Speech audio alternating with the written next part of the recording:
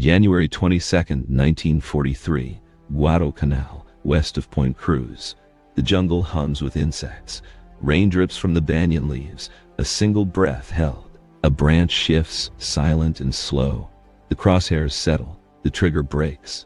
A body falls from the trees. 11 snipers, 1 rifle, 4 days. Can a lone marksman survive when the enemy owns the shadows? The morning air is thick, heavy with the scent of mud and gun oil. Second Lieutenant John George crouches in the ruins of a Japanese bunker, eyes fixed through a scope his fellow officers mocked for weeks. He is 27 Illinois state champion, but untested in combat. The battalion has lost 14 men in 72 hours. The Japanese snipers are ghosts in the trees, invisible, lethal. George's rifle, a Winchester Model 70, mail-ordered and paid for with 2 years of National Guard wages, waited in a warehouse while he crossed the Pacific. Now, it rests in his hands, 9 pounds of steel and walnut, topped with a Lyman Alaskan scope, 5 rounds in the magazine, no spotter, no radio man, just a canteen and 60 rounds in stripper clips. The jungle is never silent. Birds call, artillery rumbles in the distance, but George listens for the unnatural, a branch moving without wind, a shadow shifting against the green. The 132nd Infantry had relieved the Marines in late December. The Marines had held Henderson Field, but the Japanese still owned the groves and the slopes of Mount Austin. The battalion fought for 16 days to take the western slope, losing 34 killed and nearly 300 wounded. George fired a shot in anger. But the groves west of the Matanikau River are different. No bunkers, no fixed lines, just trees, shadows, and snipers who know how to wait. January 19th. A sniper kills Corporal Davis at a creek.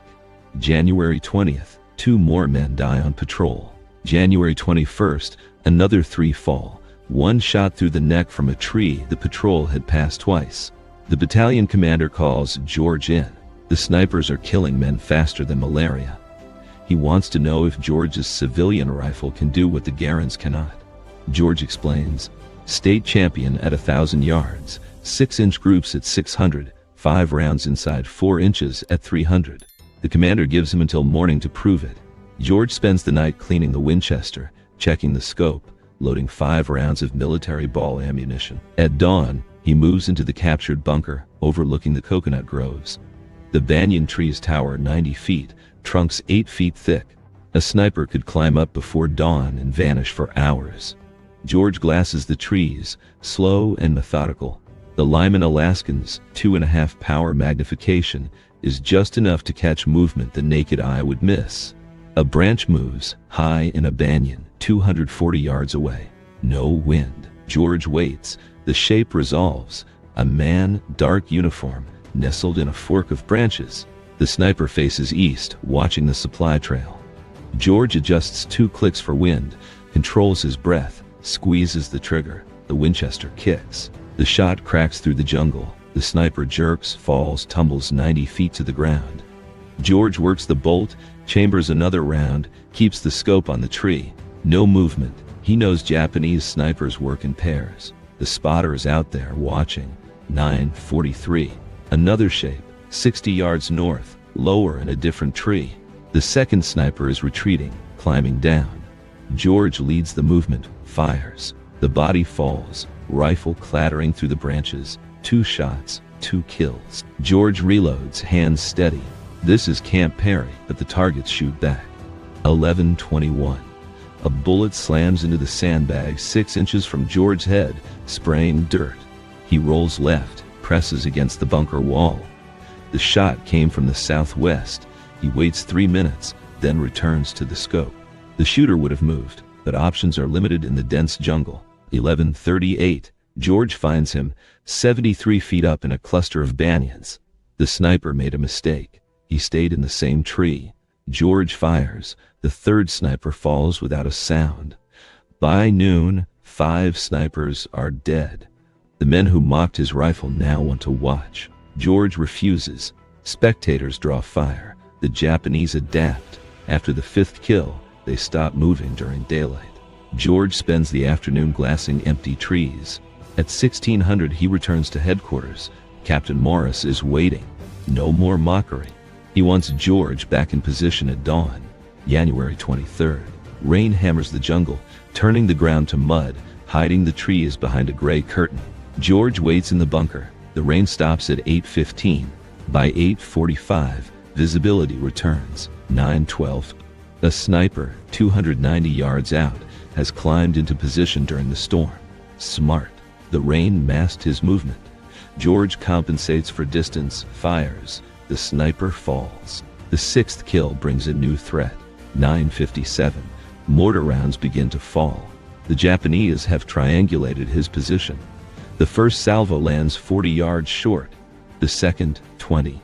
The third will hit the bunker. George grabs his rifle and runs, sprinting north along the tree line, diving into a shell crater as explosions erase the bunker behind him. He relocates to a fallen tree, 120 yards north.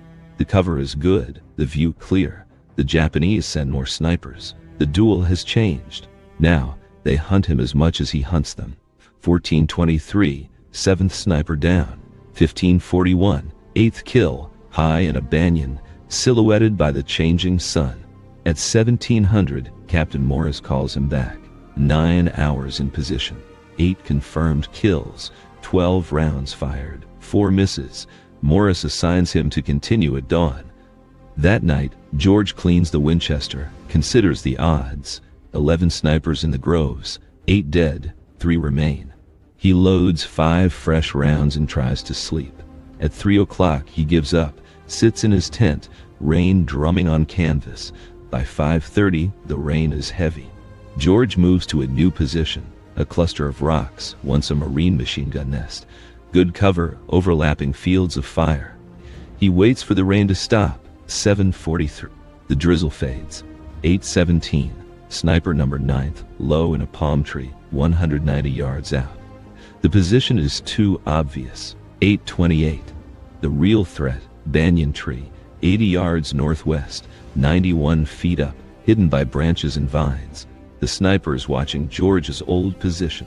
George uses the bait. He fires at the decoy in the palm, then swings to the banyan. The real sniper turns toward the sound. George fires before he can react. 2 shots, 2 kills. But now, his position is revealed. He runs, drops into a drainage ditch as machine gun fire rakes the rocks he just left. He waits, then moves to a shell crater filled with rainwater. 10 kills, 1 sniper left. 9:47. George realizes the last sniper is not in the trees. He is on the ground, moving through the undergrowth, crawling toward George's last known position. George stays motionless in the water, the Winchester shouldered, but the angle is wrong. The sniper stops, studies the rocks, then moves again, working along the likely escape route. At 10:03, he takes up position in the machine gun nest, facing east, 38 yards from George but facing away. George hesitates. Too easy. A second Japanese soldier, 70 yards northwest, behind a fallen tree, rifle aimed at the drainage ditch. 2 men, not 1. George cannot shoot both before they react. He sinks deeper into the water, only his eyes above the surface, rifle held high. 10:13. The soldier in the rock stands, signals to his partner. Both move east, sweeping for George. They pass his crater, backs exposed. George rises from the water, slow and silent, water dripping from his uniform. He fires at the closer man. The soldier drops. George works the bolt, swings to the second. The man turns, raises his rifle. George fires. The second soldier falls. 11 shots, 11 snipers dead. The groves are clear, but the jungle is never empty. As George climbs from the crater, he hears voices. Japanese, moving toward the fallen snipers. Infantry, a recovery team. George drops back into the cold, muddy water, submerged to his eyes, rifle vertical. The voices grow louder, branches breaking, equipment rattling. 6 men, maybe more. They find the bodies, then George's tracks, boot prints in the mud. The voices move toward the crater. Poor odds, 5 rounds, 6 men. At 10:31, a soldier appears at the rim, looking down. Their eyes meet. George fires from the water. The soldier falls. 2 more appear. George fires, works the bolt, Fires again. Both drop. 3 rounds left. Shouting, more soldiers moving in. George climbs out on the north side, runs 20 yards, drops behind a fallen tree. Rifle fire cracks through the jungle. Bullets strike the ground, the crater, the tree. George stays low, glasses the area. 2 soldiers advance toward the crater 50 yards out. He fires at the lead, who drops. The second dives for cover. 2 rounds left. Voices behind him, flanking. George is about to be surrounded. He grabs his rifle and runs north, sprinting through vines and branches, rifle fire snapping past. He dives into another shell crater, dry this time, presses against the wall, listens. The voices are distant. The Japanese regroup around their dead. George checks his rifle, mud on the stock, water dripping from the barrel. 2 rounds left, no stripper clips. The pack is lost near the water-filled crater. At 10:47, he moves again, low and careful, northeast toward American lines. The jungle is quiet, only his breath and distant artillery. He reaches the perimeter. A Marine sentry challenges him. George identifies himself as led to headquarters. Captain Morris wants a debrief. 11 snipers killed, 12 rounds fired, 3 more in the firefight. 2 rounds left. The rifle is functional but needs cleaning. Morris tells him to rest. The battalion is moving east. The groves are no longer a priority. The Japanese are evacuating Guadalcanal. George spends 2 hours cleaning the Winchester. Cosmoline, gun oil, patches through the barrel. At 1400, division headquarters calls. Colonel Ferry, the regimental commander, has one question. Can George train others to do what he did? George says yes, but it will take time, rifles with optics, and men who can already shoot. Ferry has 14 Springfield rifles with unertl scopes left by the Marines and 40 expert marksmen. George is to create a sniper section, train the men, develop tactics, clear any remaining Japanese snipers. George agrees on one condition: he keeps his Winchester. Ferry approves. Training begins January 27th. 40 men, expert marksmen on paper, but none with combat sniper experience. George teaches fundamentals: breathing, trigger control, reading wind. The Springfield rifles are heavy, 11 pounds with scopes. The men learn to use rocks, logs, sandbags for support. The jungle rarely offers perfect positions. Range training lasts 3 days. Stationary targets, moving targets, targets behind vegetation. By January 30th, 32 men can hit man-sized targets at 300 yards under field conditions. George divides them into 16 two-man teams, shooter and spotter. The spotter carries binoculars and a garand, provides security and target location. After each kill, roles switch. Both men stay sharp. February 1st, 4 teams move into the field, tasked with clearing Japanese positions west of the Guadalcanal. They set up on high ground, watching a resupply trail. 7:20, a Japanese soldier appears. Hayes confirms the target. George fires. The soldier drops. Over 6 hours, they engage 7 more. 6 kills, 1 miss due to wind. The other teams report similar results: 23 Japanese killed, 0 American casualties. The sniper section continues operations through early February. By February 9th, 74 confirmed kills. The Japanese evacuation accelerates. Destroyers arrive at night to extract troops. American forces push west, the sniper section tasked with eliminating rear guards. Near the Tanamboga River, a Japanese rifleman shoots George in the left shoulder. The impact spins him, knocks him down. Hayes drags him to cover, calls for a corpsman. The wound is serious but not fatal. George is evacuated to a field hospital. Doctors clean and suture the wound. He is told to rest. No combat for 3 weeks. While George recovers, the Japanese complete their evacuation. February 9th, American forces reach Cape Esperance. The campaign is over. The sniper section is recognized by division headquarters. Colonel Ferry recommends George for a Bronze Star. The Army needs experienced officers for a new mission in Burma. George volunteers. By March, he is on a transport ship, Winchester packed in a waterproof case. The Lyman Alaskan scope is wrapped in oilcloth.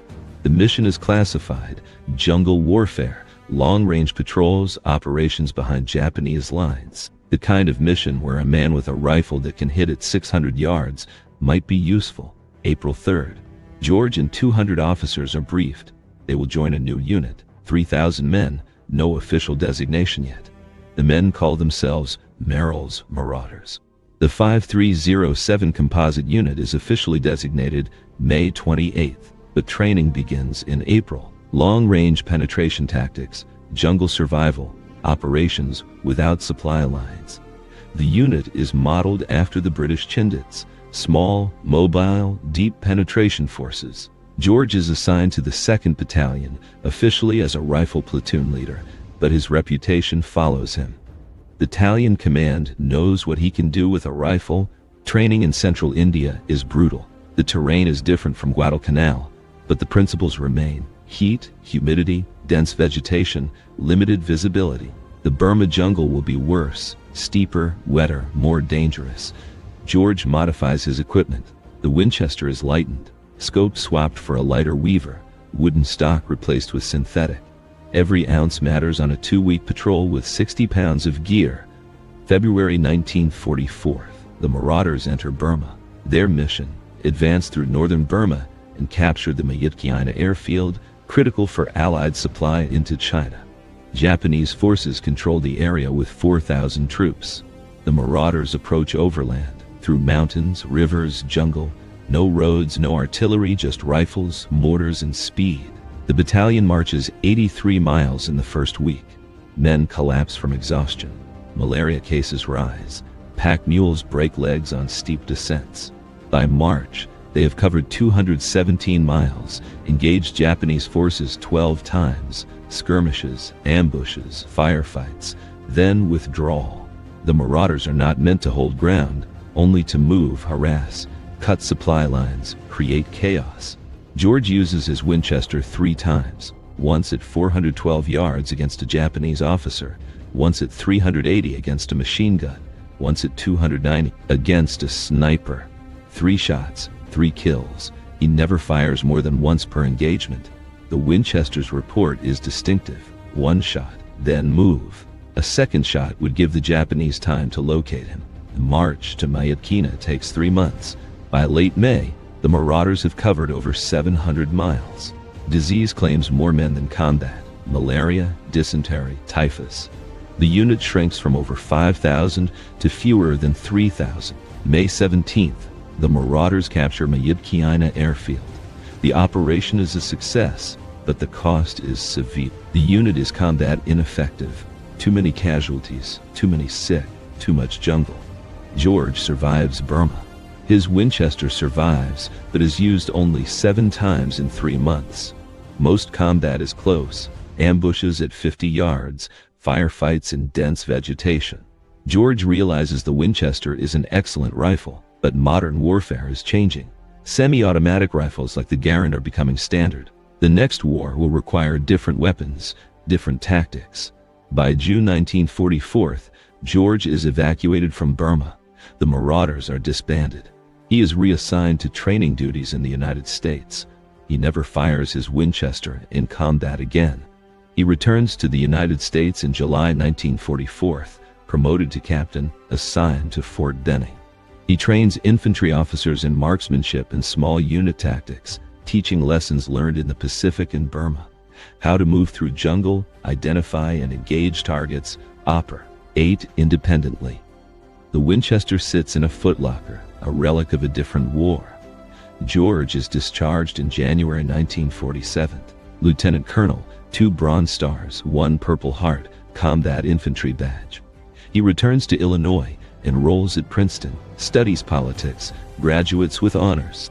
4 years at Oxford, 4 in British East Africa. He settles in Washington, D.C., working in international relations. Colleagues know he served, but not the details. The Winchester Model 70 sits in its case silent. In 1947, George writes down his experiences, not for publication, but to document the weapons and tactics of jungle warfare. The manuscript grows to 400 pages. A friend at the NRA convinces him to publish. The book, shots fired in anger, becomes a classic among firearms enthusiasts and historians. It is clinical precise, no embellishment, just facts and observation. The book remains in print, a reference for collectors and students of World War II small arms. George's descriptions of Japanese weapons are among the most detailed contemporary accounts. George lives to see the United States fight 3 more wars: Korea, Vietnam, the Gulf. He watches the evolution of military rifles, the rise of sniping as a formal specialty. He sees the lessons of World War II relearned by new generations. John George dies on January 3, 2009, aged 9. The Winchester Model 70 is donated to the National Firearms Museum. It sits in a display case, unremarkable to most visitors. But it is not just a rifle. It is the weapon that proved a state champion with a mail-order scope could outshoot professionals. The rifle that cleared Point Cruz when a battalion could not.